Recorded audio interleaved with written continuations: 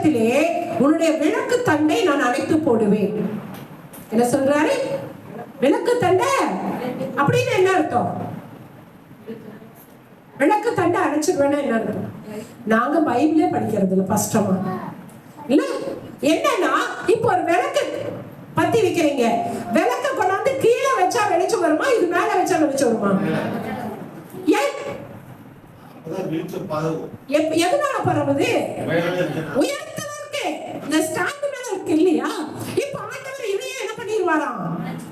எடுத்துருவாராம். அப்படி என்ன பண்ண முடியாது? பிரகாசிக்க முடியாது, பிரகாசிக்க முடியாது, நீ எழுப்ப முடியாது. ஆசீர்வாதம் அடங்கி போய்விடும். அல்லேலூயா. அருமையான பிள்ளையே, கர்த்தர் உங்களை பார்த்து சொல்றார், உங்க ஆசீர்வாதம் வேணுமா இல்ல அது அணையணுமா? வேணும். வேணும்னா நீ என்ன பண்ணணும்? மாறு. நீ மாறினா ஆசீர்வாதம் உனக்கு கிடைக்கும். மாறவில்லை என்றால் கர்த்தர் நீ எழுப்பி பிரகாசிக்க முடியாது.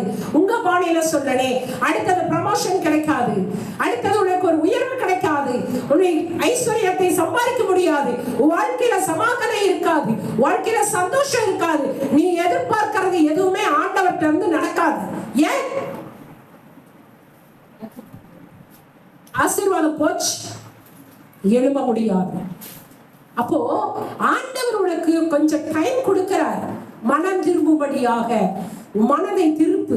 எதெல்லாம் தப்புன்னு ஆண்டவர் உங்களுக்கு சொல்றாரோ அதையெல்லாம் நீ என்ன பண்ணிக்கணும்? மாத்திக்கணும். அல்லேலூயா. மாறலைன்னு சொன்னா ஆண்டவர் மாறிடுவார். அவர் எப்பவுமே ஒரே மாதிரி இருக்க மாட்டார்.